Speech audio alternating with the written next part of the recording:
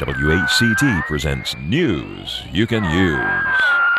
The year was 1949, and the Hickory art scene was brightened with the first full-length stage production by a fledgling group known then as the Hickory Little Theater. But let's back up a moment to answer two important questions. Why theater? And, more importantly, why Hickory? The years following World War II brought a renaissance of the community theater movement, which had begun in the early 1900s but declined due to the Depression and the war.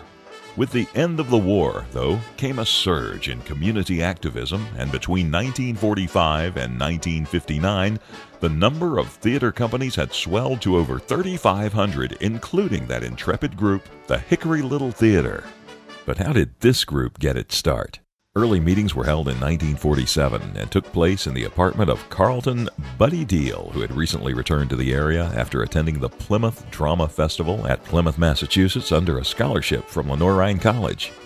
When he first arrived back in North Carolina, Buddy became part of a troupe called the Encore Players, which also included others who became part of the Hickory theater movement, such as Robbie Holler and Ruth Lineberger. Encore Players was based out of Greensboro.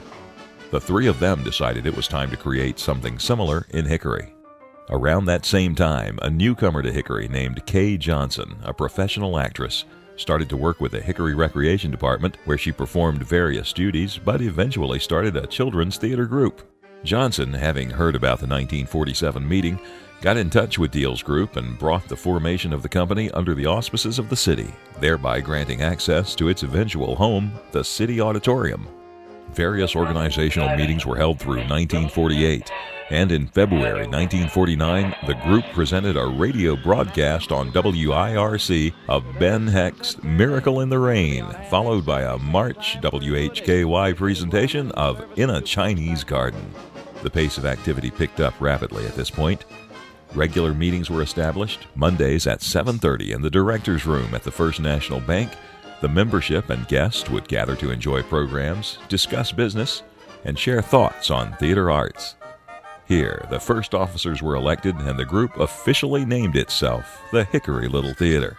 It is interesting to note that the theater was founded as a membership-based organization, and the original dues were proposed at $5 a year, payable in 2 installments. $5 in 1949 was roughly equivalent to $45 in 2009, but wages were lower. So, in terms of personal income, $5 was the same as $200 today. Members were also required to participate in productions and remain in good standing or face possible suspension or even expulsion from the group. Anxious to get their teeth into something, Kay Johnson presented a plan.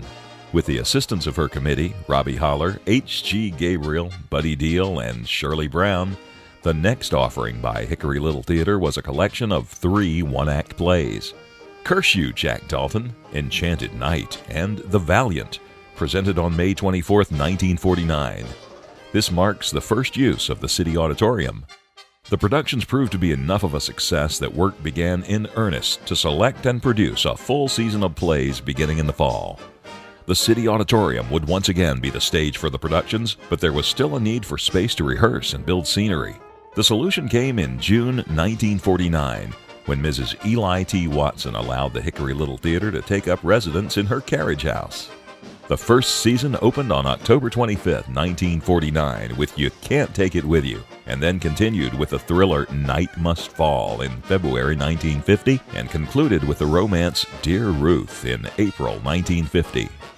The company became more ambitious with their second season, 1950 and 1951, and expanded from 3 plays to 4 with George Washington Slept Here, A Doll's House, 3 as a Family, and Mr. and Mrs. North. The Hickory Little Theater was a completely volunteer enterprise, though, and 4 plays, even with only 2 to 4 performances each, proved too daunting a task. And the 3-play season became the standard, which lasted, with few exceptions, into the 1970s.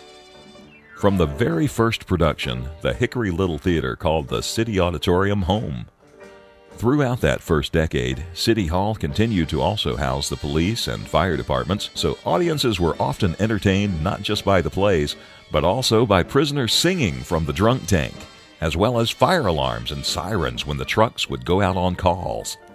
Join us again next time to learn how and when the Hickory Little Theater became the Hickory Community Theater and became drawn up in controversial times.